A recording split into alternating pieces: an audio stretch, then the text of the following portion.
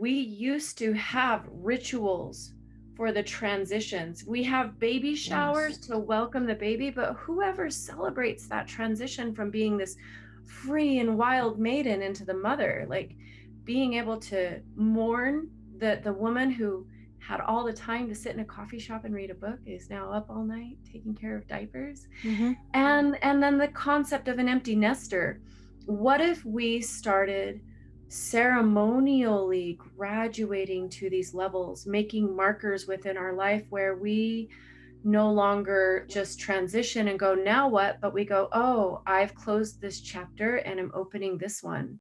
In today's busy world, how can we find the inspiration, knowledge, and energy to live a healthy and empowered life? If we balance and harmonize our mind, exercise our body, live according to the laws of nature, and connect to spirit, can we find a way to heal, become our authentic self, and live our purpose with love? I am your hostess, Amy Fournier, and welcome back to Awakening Aphrodite. Welcome back to Awakening Aphrodite with Amy Fournier.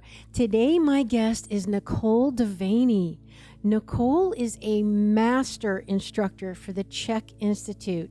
And what that means is she trains the trainers. She's the highest level trained of the whole system. So she's one of the elite, a highly intelligent, highly educated woman. And she considers herself actually a retired healer and a self-employed way shower. But let me tell you something, as you're going to learn today, she's a lot more than that. In fact, she's basically a living example of a woman who is truly living in her goddess nature. I just love Nicole. I've known her kind of on the edges for the last few years because we're both trained in the CHEK Institute. However, she's much highly more trained than I am. But we are also close with Paul CHEK. We were at his recent birthday party. I think it was last year. But I never really had the opportunity to know her on a deeper level. And after researching her to come on the show, I really started to understand why I resonate with her so much. And we have just the best discussion. So honestly, it's like you're going to be eavesdropping on us hanging out together privately in one of our living rooms over a glass of wine on a Saturday night, because we get into some personal stuff. We get into Nicole's journey and how actually when she broke her back, it actually turned into the best thing that happened to her because it catapulted her into her destiny. And we talk about our common bond and Nicole's history of being an exotic dancer and her perspective on that. Not that I was an exotic dancer, but I share my perspective on that as well, and some personal stuff that I went through walking around that playground, if you will. And Nicole shares with us a really cool term that I know is going to hit home for you that she calls sacred selfishness. And, you know, a lot of us are hearing now about the importance of self-care and taking care of yourself and all that stuff, but it's still so hard, right? We feel selfish, which is kind of a bad thing, right? Well, Nicole talks to us about sacred selfishness and how she goes about and does that. Very inspiring. We talk about reclaiming your sexuality as a woman and how we as women, regardless of your age or your any circumstances in your life, we all want to feel that sensual raw power, that mojo, that powerful claiming of our own space, our own body, our confident energy. So we talk about how we do that as women.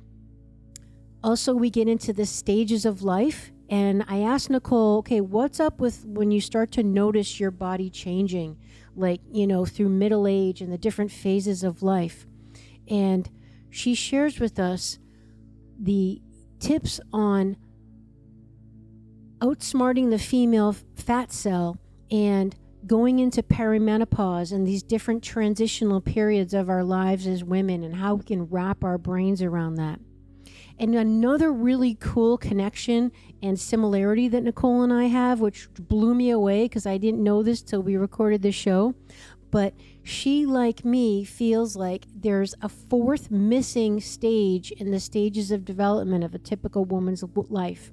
You've probably heard of the 3 stages: the maiden, the mother, and the crone, or the wise woman. Hate that term, crone. I think wise woman is much more appropriate. Well, both Nicole and I feel there should be a fourth stage, and Nicole shares that with us, what she thinks it should be called. I share what I was thinking it'd be called, but basically it's the same thing, and it's the period between motherhood and wise womandom that women go through that we need to acknowledge, because these are all key transitional passages of our life phases that we all collectively share, and that women are trying to navigate on, usually on their own, because our culture collectively doesn't talk to us and teach us how to navigate through these major transitional periods in our lives like they used to in ancient cultures. But we're changing that with our women's circles, and women are starting to educate other women and walk each other home through all these common stages that we share. And then I asked Nicole, all right, how do we attract a conscious partner like she did? Nicole gets down to business and shares with us actually how she manifested her perfect soulmate partner. It's so fascinating. And she gives us her tips on actually how we can do that too. And lastly, Nicole advises us to tap into the cycles of nature, a topic that's very near and dear to both of our hearts. Another common bond my new soul sister friend Nicole and I share about helping Mother Nature and the planet and all of us live in more harmony, mind, body, and spirit. So enjoy this beautiful and intimate discussion with me and living goddess, the CHEK goddess for that matter, Nicole Devaney. And welcome back to Awakening Aphrodite with Amy Fournier. Today my guest is Nicole Devaney. Nicole, welcome to the show. Tell us where you're at and a little background about you if you'd like to share. Oh, thank you so much for having me. I'm excited to be here. I'm in Salt Lake City, Utah, enjoying the turning of the seasons in spring. And I am a holistic health practitioner, also an instructor for the CHEK Institute. It's hard to summarize what I do, but if I were to give an elevator pitch, I would say that I'm a retired healer and a self-employed way shower. So I like to gift people the knowledge and wisdom that they need to learn to read their bodies and make the decisions that are going to help them heal in a world of thousands of books and teachers and guides telling us what to do, like turning people inward into themselves, helping them clear the messages that are coming from inside, and then stepping into their power and just being a witness is kind of how I do what I do. I love this. So for those not familiar, when we say CHEK Practitioner, and you're a trainer you're a certifier. So can you just give us a little synopsis about what exactly that means and how it's unique? Oh gosh. Well, CHEK stands for Corrective Holistic Exercise and Kinesiology. You can also interchange the K for Kedra, which is Turkish for soul guide. It is a education that you can span out between 4 to 12 years, really a lifetime. For me, it took 10 years to complete all of the CHEK Institute's offerings. There's a few legs of the school. One is integrative movement science, so thinking about like physical therapy and osteopath and sports medicine. Another one is holistic lifestyle coaching, which is a 3-year journey, and this is much about the organs, traditional Chinese medicine. It's a mix of things, and then when you get all of that science underneath your belt, then we learn a lot of the psychology and the shamanism and the energy medicine that I think truly needs to be present for healing to take place.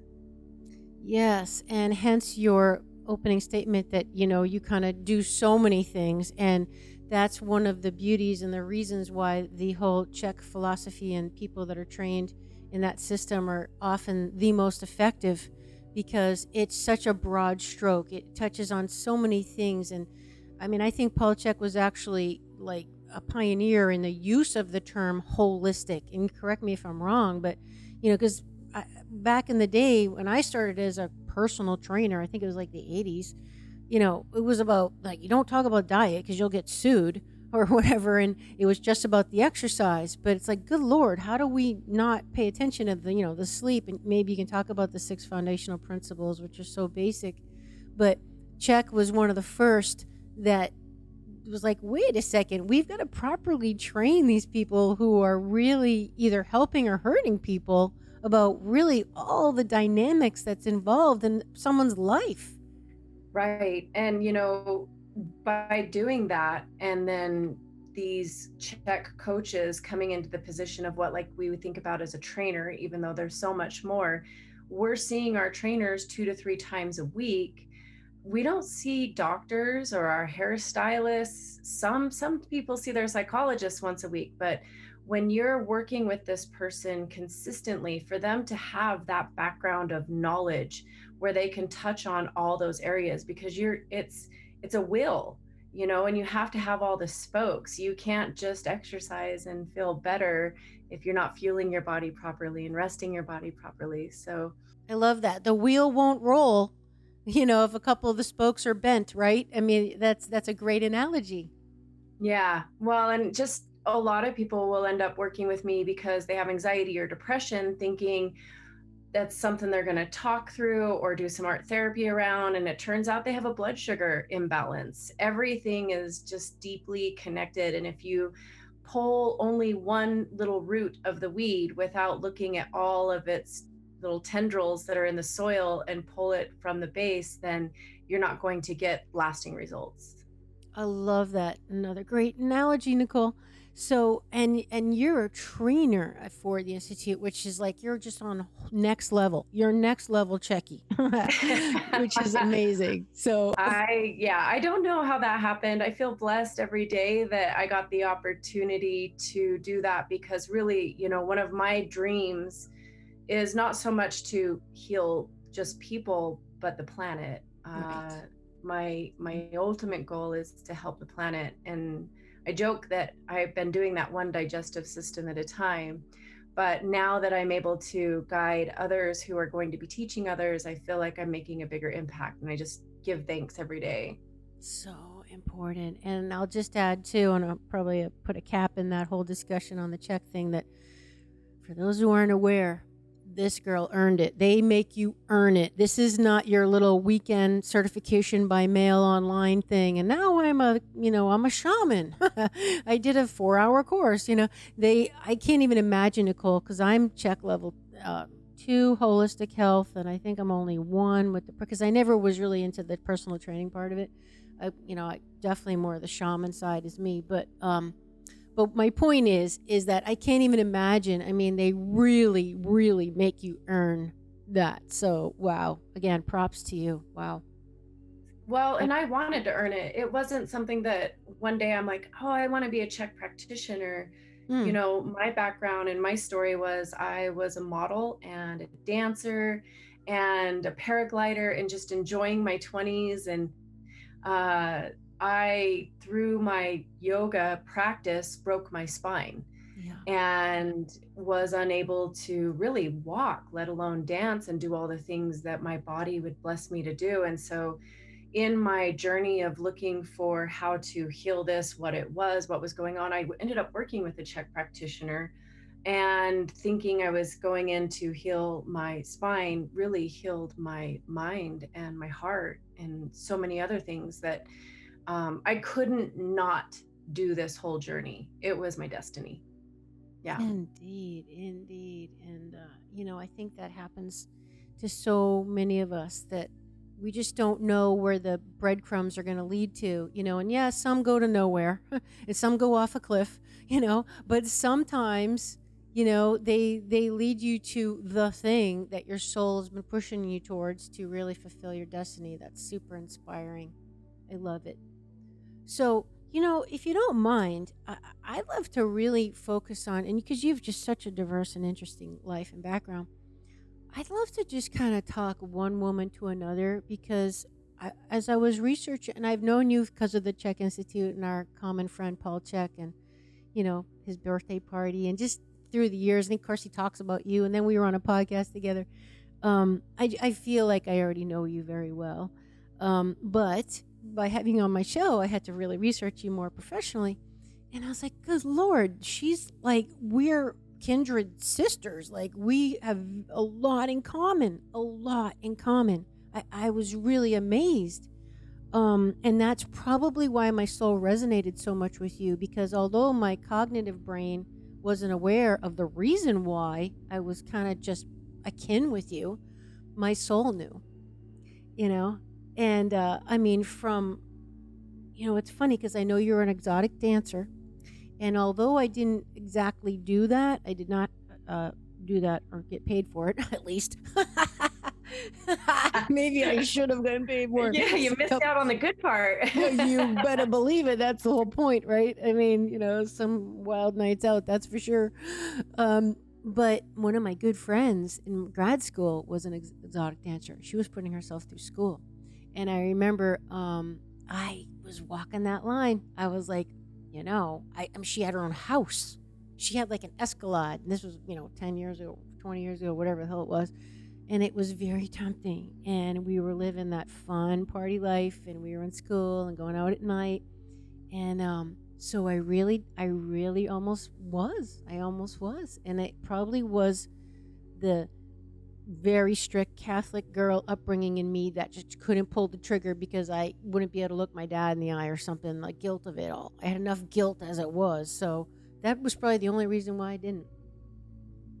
Interesting. I had kind of the almost opposite. So I was an exotic dancer for 17 years. That's amazing. It was a really long time. And my first experience, I was in the process of like going to college and working full time. And when you work for an hourly wage and you're not doing what your soul came here to do, you just know there's something more. And when I had the opportunity to dance for the very first time, I was living at home still. I was 19. And I let my mom know I was going with these people to Vegas to dance. And she looked at the people and she said, "You be careful, that's my baby." And luckily I got introduced by the right people. They were like, "Look, you stay sober. This is a job." And I did. And I came home with a large amount of money. And being raised in poverty, my mom was a single mom raising us on her own. She looked at me and she said, you go get him, Tiger. Nice. Right. Yeah. She fully like backed and supported me in the journey, which made it so that this lifestyle that so many women, hide who they are, I was able to wear it proudly. For me, I decided it was just going to be dancing. One of the beauties is to the people who brought me into it said, we're never going to judge you. Each person has their own boundaries, but it's really important that you identify them now, because there's going to be a lot of people who want to tell you what to do, pay you to do something you don't want to do. Good advice. Yeah. And for me, I also know that I have this background, as many dancers do, from traumatic, like sexual experiences. And I think that going into that is also an opportunity and a space where you can heal if done right. And so finding my power and saying no to the things that weren't in alignment, and having that safety in the club where I was backed by big bouncers in the corner. And so saying no over and over again taught me this power that I didn't even realize that I had. And so there was a healing for me that happened. And the income allowed me to invest in teachers and gurus. And like your friend who had the Escalade, I looked really deeply in the beginning at the women who were in the industry, and I saw the ones that were drinking and partying and what happened to them in a couple years, versus the business-minded women who invested the money and used their time wisely and made decisions at the very beginning that this was a career. And so I started studying the psychology of men and business and energy, and working with energy on the stage to the places where I would dance with all of my heart and receive these standing ovations, which you don't normally receive in a strip club. but in reality, I It came feel through. that some of the best healers are not in positions where you're paying them for healing. They're the janitors at the school that really care about the kids. And in my case, it was the exotic dancer on stage. That's amazing. It's so, so true. Everything you just said is like, it's just like spinning in my head because, and that was probably the draw for me to the exotic dancing, Nicole, because as I've shared, I think it was episode 74 of my show, I did a solo cast on trauma. And I didn't get into too many details about, I've had several really traumatic, that's what actually got me working with Paul one-on-one, is to heal some of this really deep trauma. I just couldn't heal it. But now that you're saying that, like, that probably was my little attraction to even thinking, like, considering being an exotic dancer, because I think what I'm trying to say is I think a part of me wanted to feel powerful again, wanted to take that back. I wanted to take back my sexuality. I wanted to own my body again. And if I even want to admit it, probably feel like I have power over the man this time. I mean, if I'm really being honest, I'm just trying to think. Maybe that was part of my attraction to it because part of me wanted that back. It could definitely go that direction. And it did for me. Like the first 7 years of dancing before I had my daughter, I can remember a moment when it wasn't the prettiest. It was all about money and how much somebody was paying me. And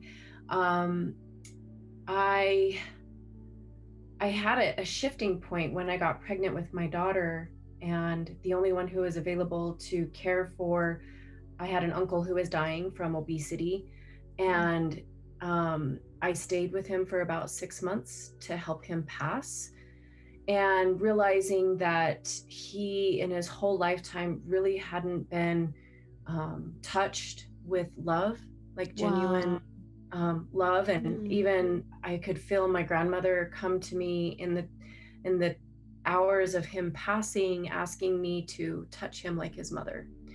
So that everybody had seen him in his obese body with such disgust, that to give him that gift of passing with genuine care and love. And then I realized that in going back after having my daughter, I didn't think I was going to go back, but then I became a single mother, and it was such a gift to have that to go back to. I really shifted from, you should pay me more, to that may be the dollar that this person has to give. How can I bless them with the love? How can I touch them with almost the energy of the divine feminine or their mother? Because I think that that's why there's this sex and violence, love and loss that is in that scene of the sex industry.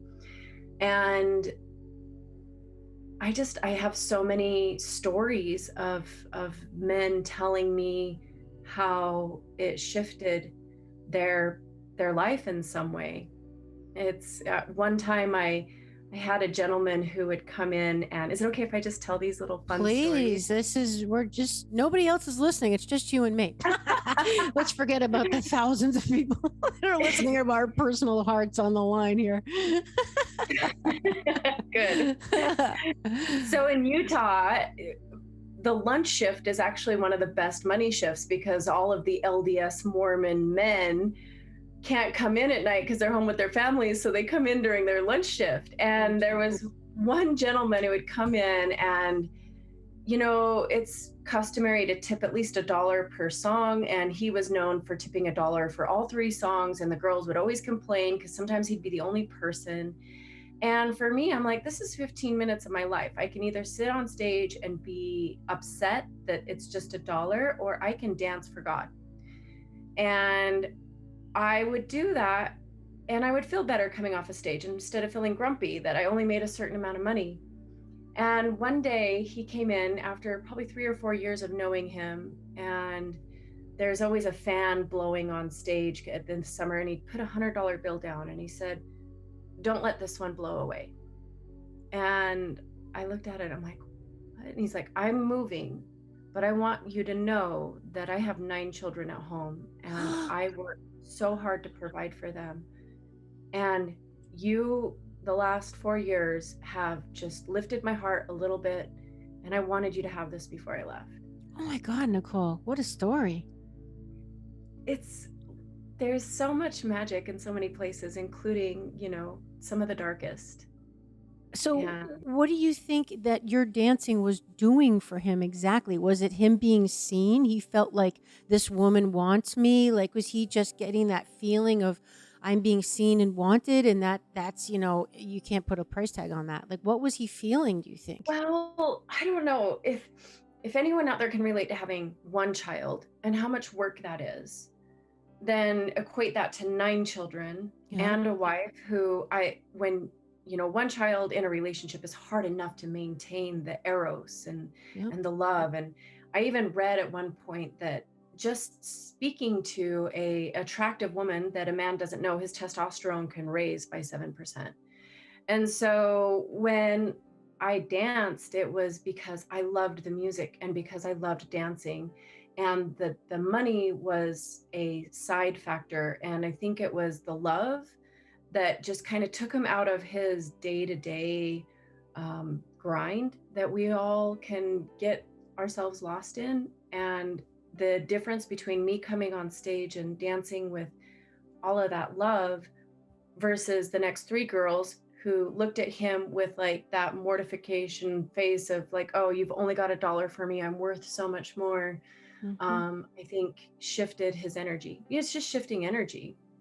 So what I heard you say was you dance for God. So that's just a whole nother level of your energy experience.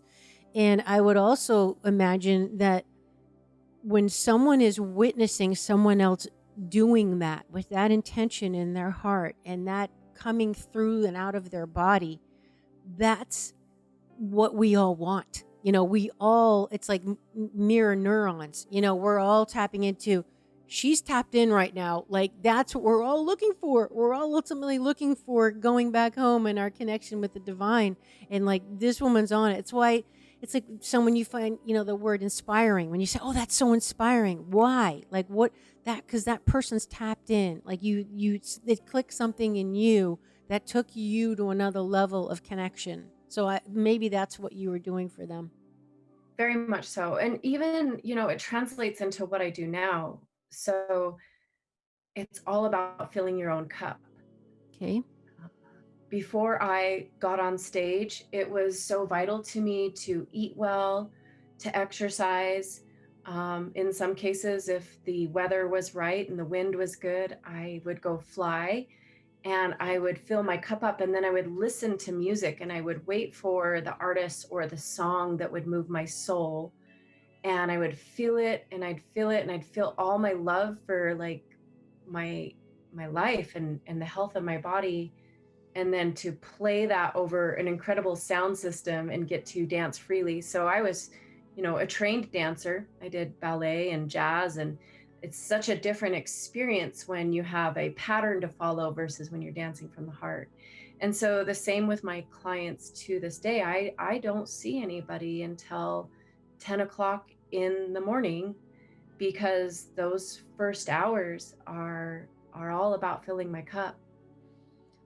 Another commonality then. I didn't know that one, and I'm going to add it to the list. Same as me. I was the one teaching classes and yoga or whatever it was at the 6 a.m.s and all that. And now I don't even really like to schedule anything before really 10, but I have to do 9 a lot of times. But I'm still up at like 5 just so I can get my own time. And I love that you call it sacredly selfish.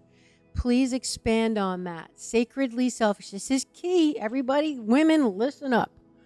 Oh man, it is so important. I think that we've been raised in a culture that really reveres the martyr, where it's like, I'm going to give and give and give, and now I'm drained, so somebody should give back to me, and that's going to be virtuous. In reality is when you don't have to rely on anybody to buy you flowers or to cook your food.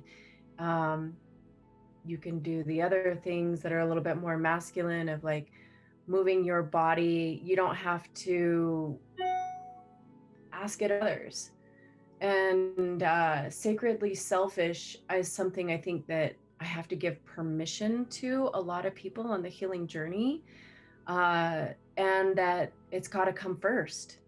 Mm-hmm. And Paul taught me that. I did not Yes. know this Me too. myself. Me too. I was such a giver to the point of exhaustion, you know, going Same. through the institute. Mhm. I thought it was just my back, but it turns out my adrenals and my thyroid and everything was just, it was just tapped. And a lot of our society is tapped out.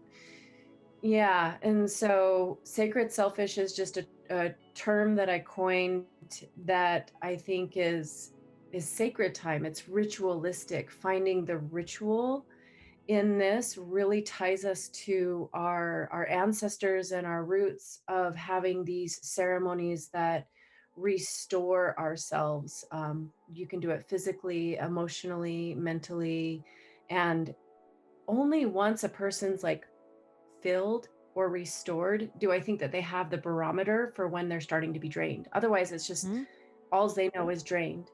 And so having those skills slowly taught to you, whether it's through a book or a coach, and I like to implement them one at a time, making them a habit, 27 days, doing one thing consistently to see who you are today and who you are 27 days from now. And if it's something that's truly filling you, or if it's just something that you're checking off of the to-do list to feel like you've done something.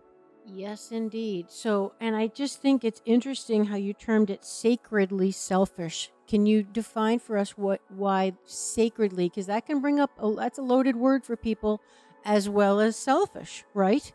You know, selfish is a loaded word. So when you, because I'm thinking sacred, it doesn't have to be anything fancy. It can be just, I think you do, you know, a little bit of breath work, and you make yourself a breakfast. Like, it's just because the word sacred, it just means, well, please, I don't want to put words in your mouth. Tell us why you picked that term.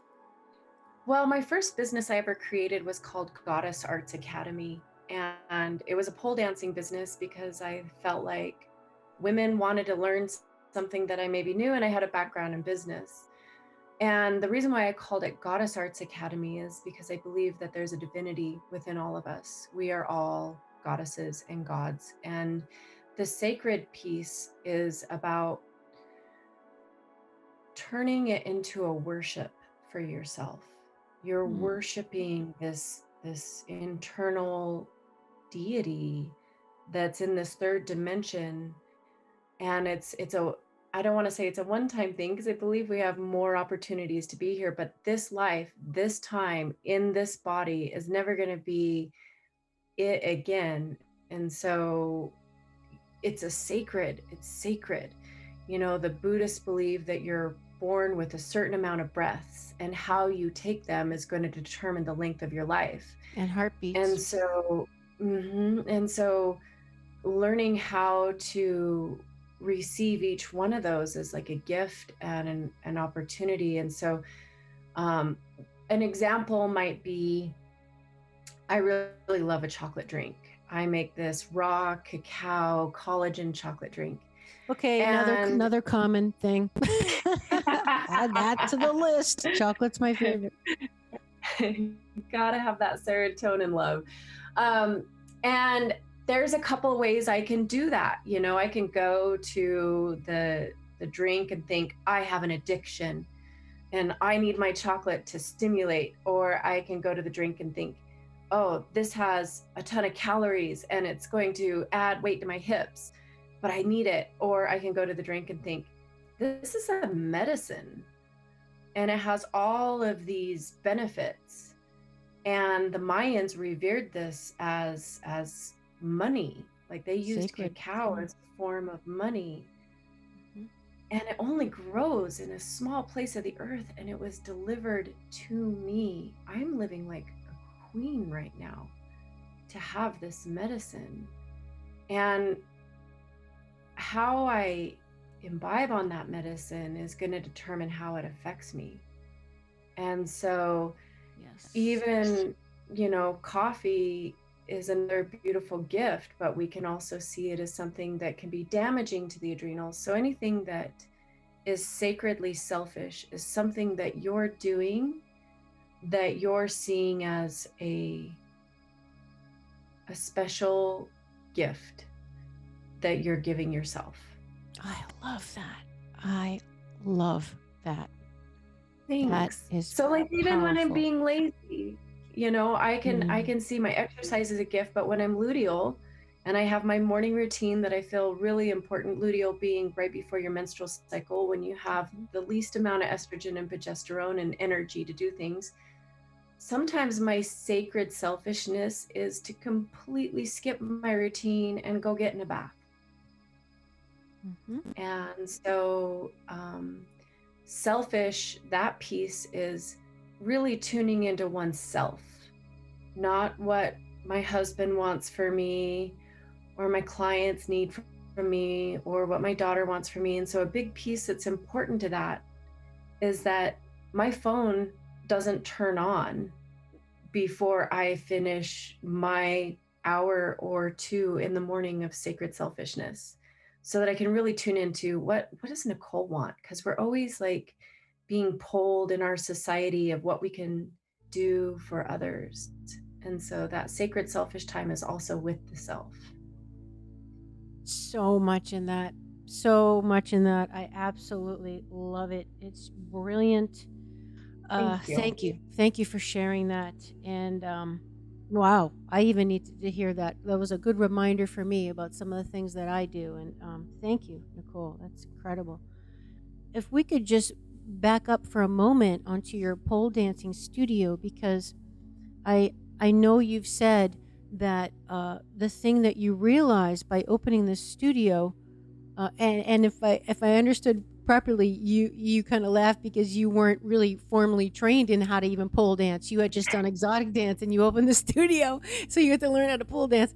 But what you found was that the woman coming there, and this is another similarity we have, and as fitness instructor, and I'm also a Vixen instructor, which is a very sexy but very empowered women's dance fitness class. It's based on like Beyonce and Jennifer Lopez. So these very, very sexual but empowered women.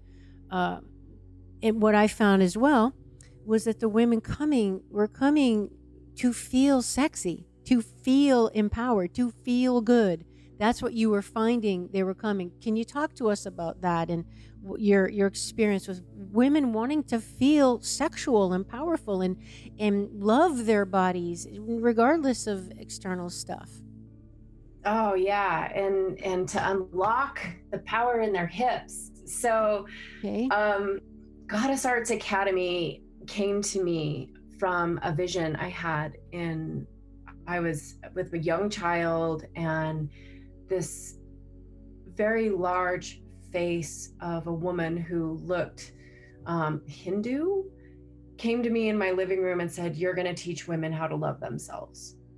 And that night I had dreams of the pole studio. And so in opening it, you're right, I had to learn a couple of pole moves so I could teach pole, because I thought nobody wants to pay for a stripper to teach you how to love yourself. That was my own thing going through confidence. And so the pole was the weekdays, but on the weekends I had classes for women on how to, well, there was one called Make Love to Your God, understanding how men communicate differently and how to love them, and how to feed yourself, how to nourish a goddess. And that's really where my passion was. But what I experienced in the process, I had about 3 employees that would teach pole, and I would also. And one of the moves, the beginning moves, I coined the term the pussy doodle, because we would pretend like there was a pencil in our regions, and we would draw circles, and we would draw different, and just to unlock, because if a woman has had trauma, pain in relationships, that area of the body will freeze because they're not wanting to feel the energy that exists in there. And so occasionally, just like I would get in the strip club, one guy who didn't tip great or whatever, but I'm like, I'm still going to give my all. Every now and then I would have, with a room full of 12 poles, one woman show up. And I'm like, all right, this is what God wants, or spirit wants. And we would start to do the pussy doodle. And instead of going through pole movements, she would break down crying, and we would process what was stuck in the hips. And I think that one of the major things for women is that we have been taught shame and guilt around this incredible sexual power. You know, in Tantra, they know that there's a couple ways which we can reach samadhi or bliss, and that can be 10,000 hours of meditation or one lovemaking session with, you know, abandoning all of our blockages. And so that power, I believe, is purposely been shamed and guilted from us as women, and they're waking up. They want to feel sexual, not because they need or want to be liked by a man, but they need to reharness this creation force that's in our wombs. And when we do, we're unstoppable. And owning all of who you are, you know, just kind of embodying everything we're capable of being. You know, it's like there's a whole part of us that's just completely cut off. And so I know for me, that's a big part of the motivation is just, I want to be everything Great Spirit made me to be.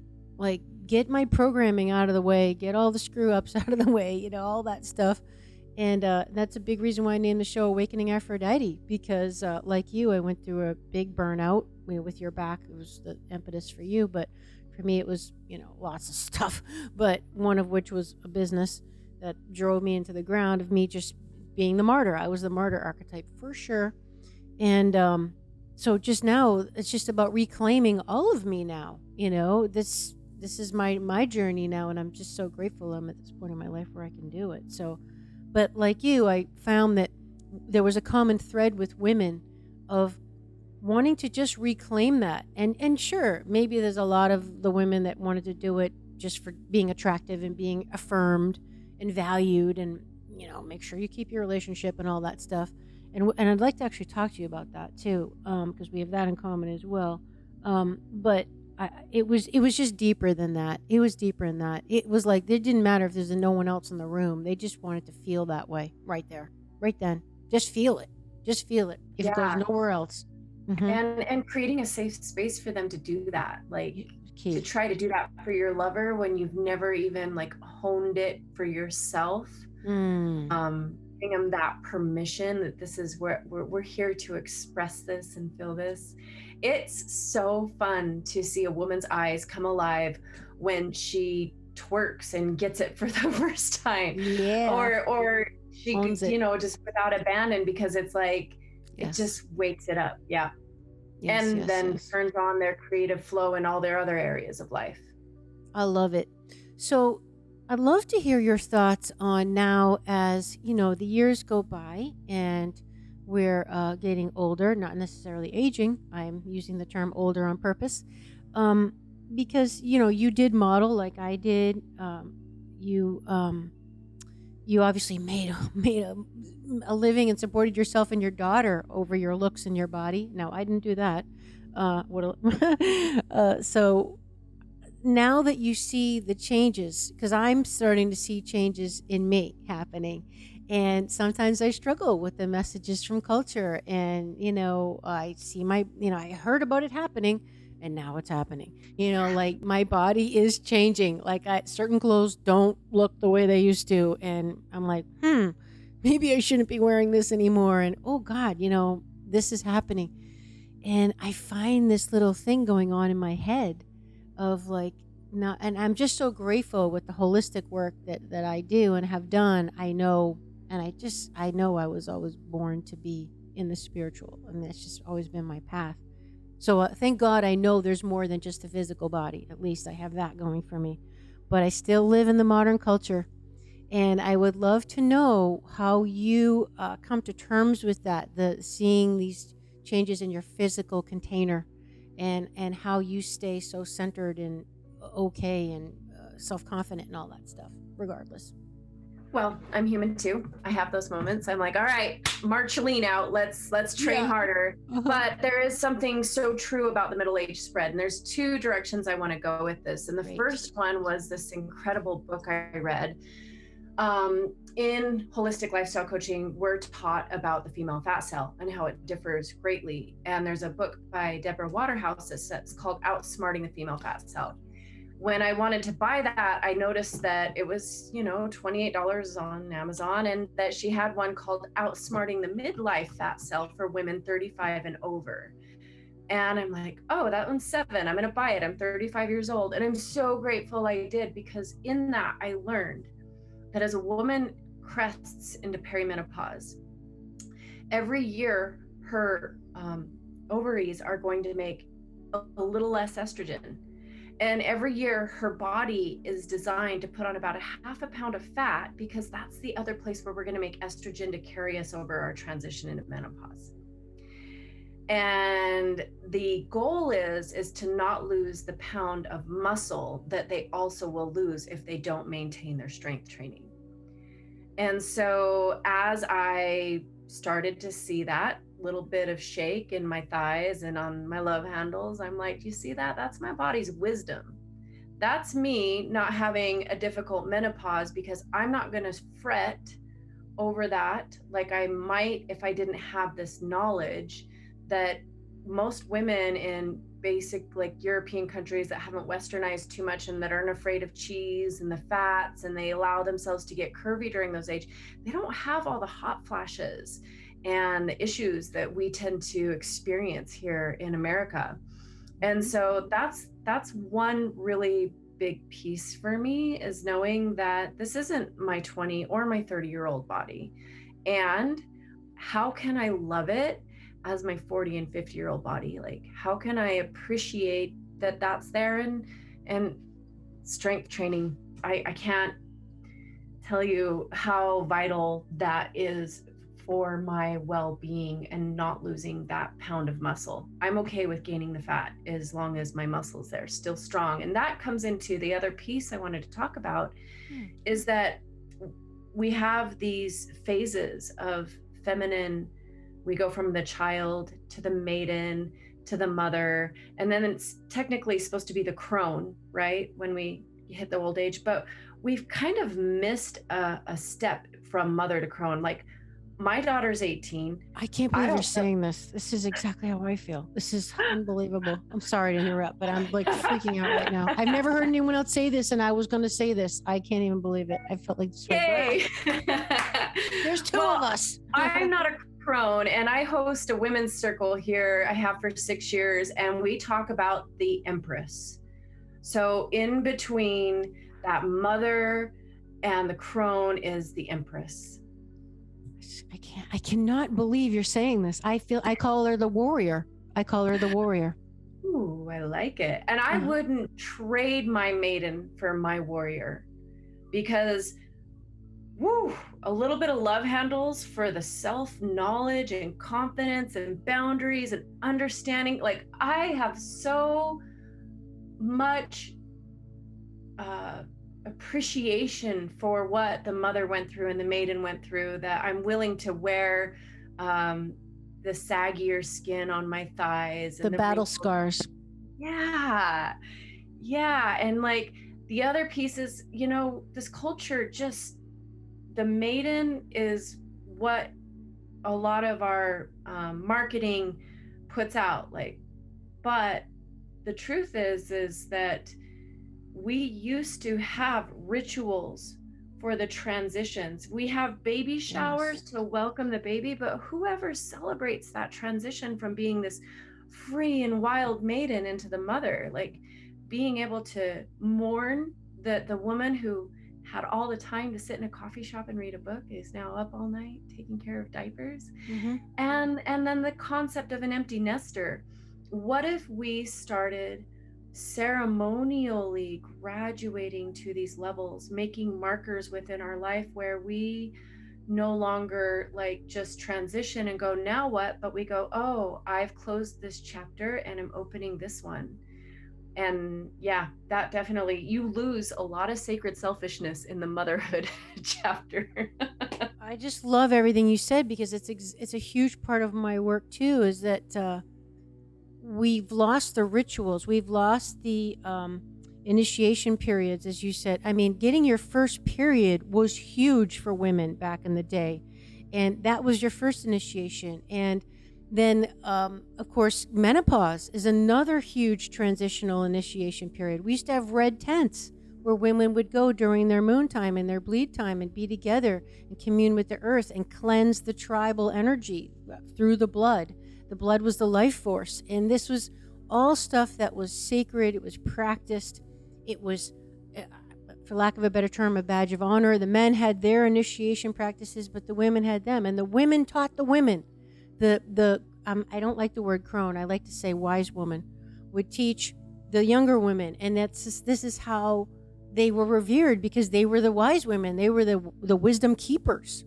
And this is Right. that's how they initiated the new one. So all that, I'm so glad you're mentioning this. And I still am freaking out that you have the fourth stage. As I've always said, where is this key stage between motherhood and wise woman that we have just missed? And I think my theory, would you like to know? My theory is, I think it's because the patriarchal culture has been afraid of it. You don't want a woman that's, because they can dismiss the quote unquote crone. She's just, just be a cute granny and go over there and knit your sweater and give the kids Christmas gifts and look cute. I mean, but the woman in her power that's gone through the battle scars of motherhood and creating life, and like you said, being selfless and being up all night with diapers, but has the battle scars to prove it, that's a woman you don't want to empower necessarily. Can't That's control the her. one you want in power. That's the one that's going to really run things in a way that's fair and aligned for all. And yeah, You would think, yeah. Well, you have to be confident in yourself to allow that, right? I mean, so keeping your thumb on a woman like that is a sign of insecurity. I know I was in relationships with men like that. and if But we revered and put those women in place, the things that are happening to the earth and in corporations would not be happening. right on, and that's what's happening now, is the awakening of the matriarchy to come back and restore balance, because they're both important, they're both beautiful, they're both necessary, but they're supposed to be cooperative. Yep. They're supposed to exist together, not one over the other as a hierarchy. They're shoulder to shoulder with respect and love and reverence for the other. So on that note, Nicole, how would you advise us to attract, I think you referred to it as a second chakra man. How do we not attract a second chakra man? How do we attract a man that was the man we're talking about, that would not be would not be intimidated or threatened by a woman in her power, that is on the same level of empowerment and enlightenment? Well, the answer for that is kind of the answer for anything we want to attract, we become it. And then when you are it, you don't need it, and it will show. You will resonate, you will vibrate with it. So one of the pieces of homework I give to clients who are looking for that soul relationship, that partnership, for women, I call it a manifestation. And they basically write down on a piece of paper on one side all the things that they've ever disliked in their past partners, and on the other side all the things that they like. And then they flip the coin on the dislike. So whatever you don't like, what is the opposite of that? And then you categorize it into three things. I call it the non-negotiables, the strong desires, and the petty wants. When you write, these are the non-negotiables. I will not be with somebody that doesn't know how to balance their checkbook or is in debt. That's a okay non-negotiable. You got to take a look at your checkbooks. Are you in debt? The strong desires are like, I really want this, but if it's not met, if he's 2 inches shorter than me, but all the non-negotiables are there, I'm willing to overlook it.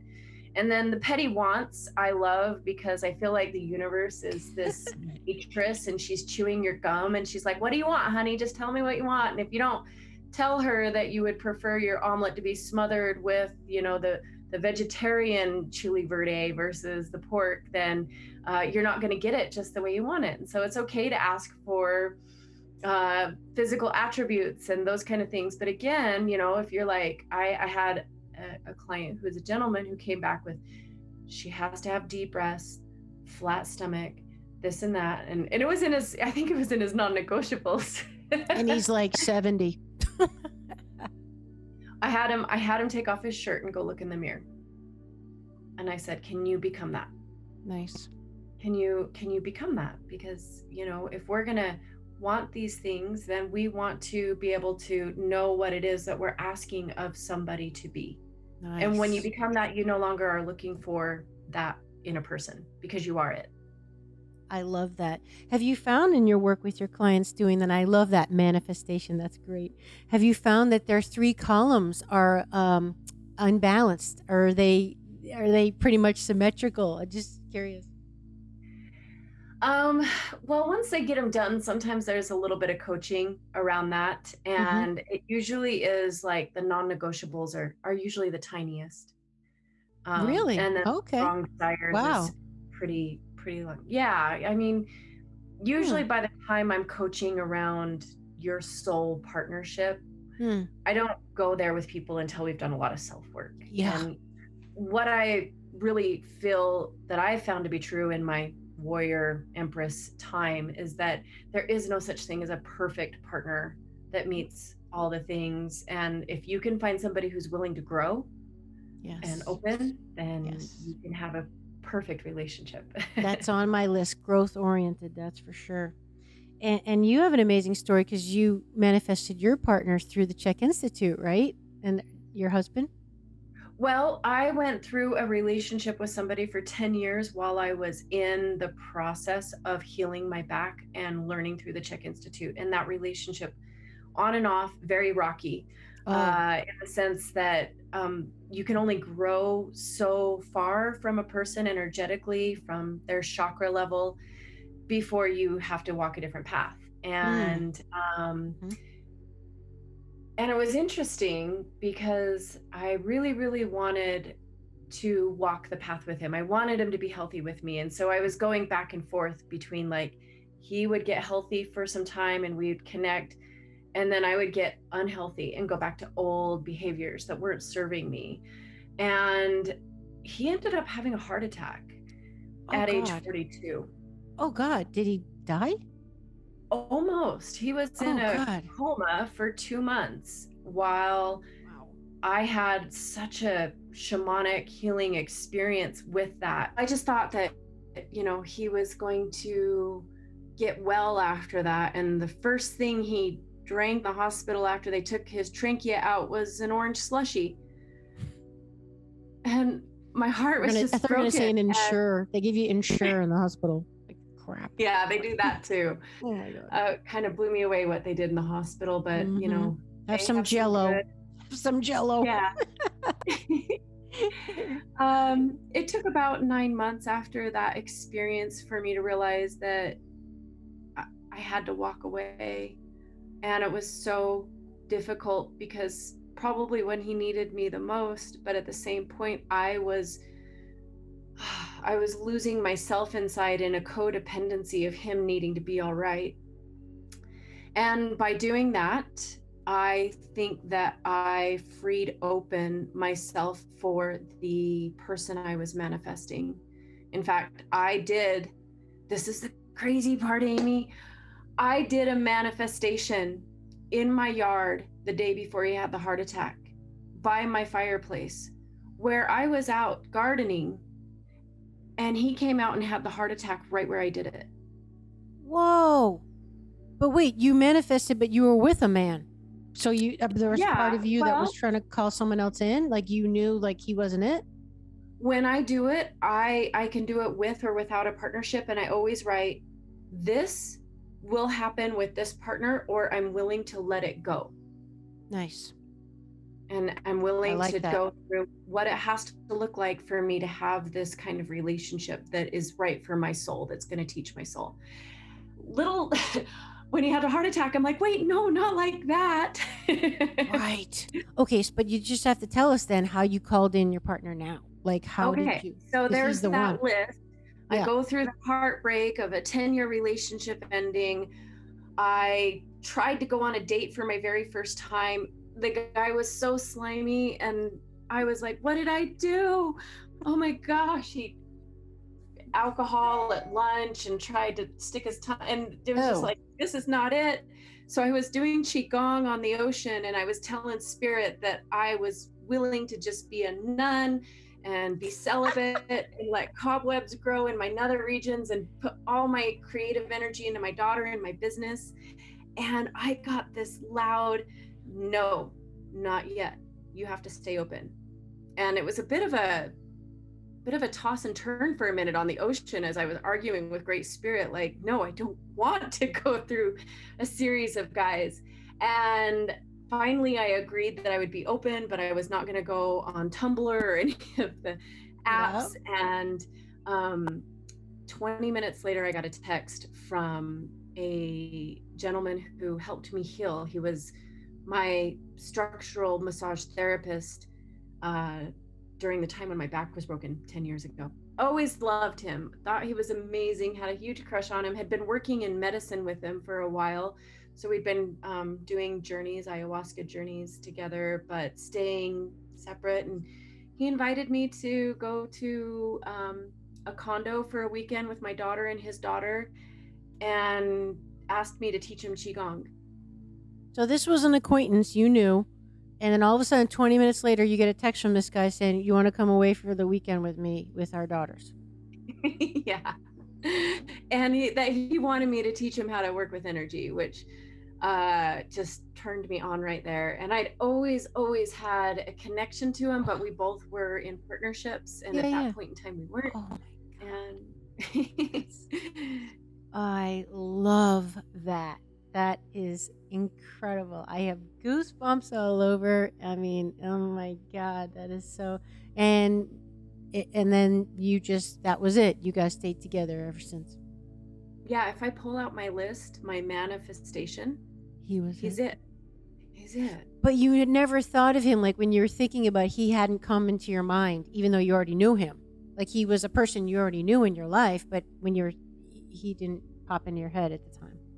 There was always a crush and a desire to get to know him better, but I know when I like a guy because I get nervous.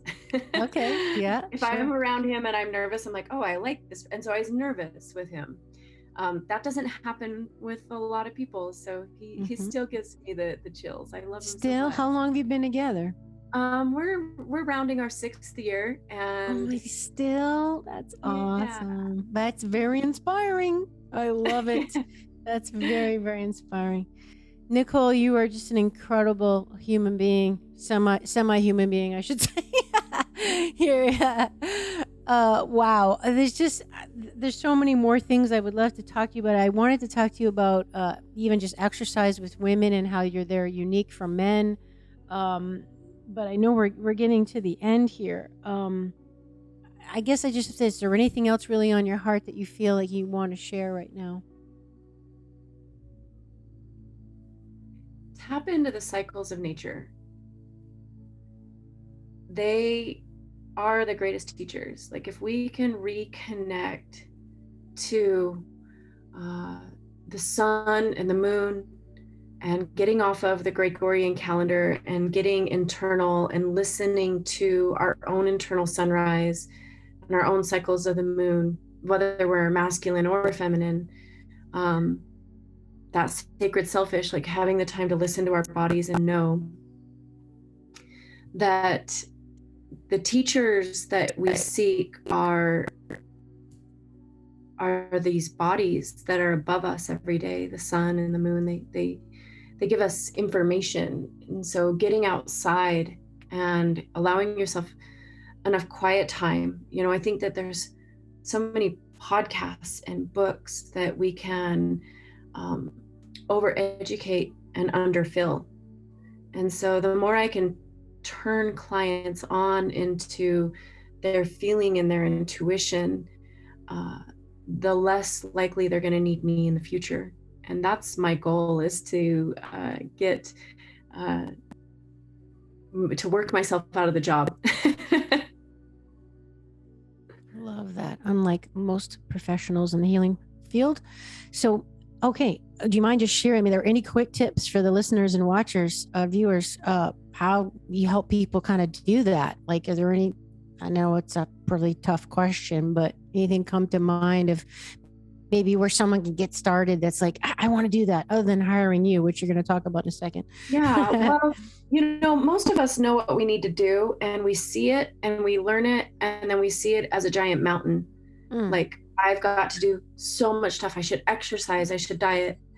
And I think that breaking the mountain down into what's the next step, that there's this Japanese method called the Kaizen method, where if you can just do 10 jumping jacks on the commercial breaks or in between Netflix things, you're now exercising. And instead of feeling bad about what you're not doing, you start to feel good. And so life is a bit like a number line, and we're all born at 0. And every thought and action we make either moves us in the positive or in the negative. And it's not where you're at on the number line that matters, it's the direction you're going. And so if you're all listening right now and you're like, how do I get started? Well, let's just start with water. If you don't drink enough water, then have a drink right now. It's accessible for us all. Luckily, not all of us. 80% of the planet has to walk to their drinking water a long distance, where we have it available to us. So, just drink some water and feel good about that next step, and know that the mountain doesn't have an end. It's, health is a journey, not a destination. And without your health, you can't do anything. So you might as well work on that. Nicole, thank you so much. This has been amazing. Please tell people how they can find you, anything you have to offer, whatever you'd like to share. Yeah, NicoleDevaney.com is one of the easiest ways. And I'm also on Facebook and Instagram, Nicole the CHEK Goddess. I'm reachable through all of those areas. Currently, I'm mostly just working with people one-on-one, and then doing more medicine work in my shamanic training areas. But yeah, just reach out. Let me know what's going on. And you do this online, right? You can just do virtual? Yep, I do a lot of Zoom. That's beautiful. Nicole, thank you so much. This truly has been a powerful, powerful show on many levels. I would love to have you back on the show to talk about your experience with training and working with women in particular, and how our needs are unique from a man's. Yes, they are. And I would love to be back. This has been so fun talking with you. Great.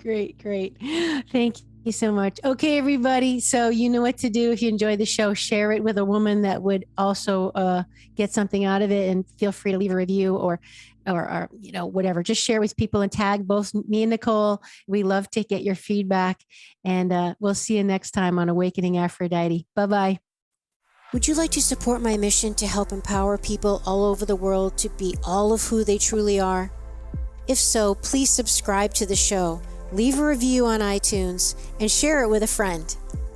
And if you're looking to take immediate action to align your energy and optimize your health, visit amyfournier.com. Thanks for listening to Awakening Aphrodite.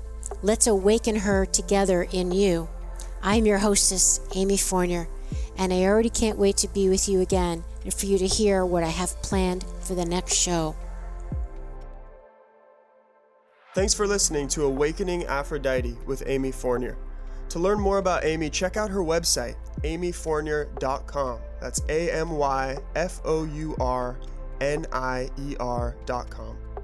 You can also check out Amy's live and on-demand virtual fitness and yoga classes, and sign up for her newsletter to receive a free mini ebook of 3 of her top tips for making holistic health a lifestyle. Again, that's amyfournier.com, and get your ebook sent to your email immediately. Connect with Amy on the daily on Instagram at FitAmyTV, FITAMYTV, and watch many of the podcast episodes and subtopic clips on her YouTube channel, which is also FitAmyTV. Enjoy, and we'll see you next time on Awakening Aphrodite.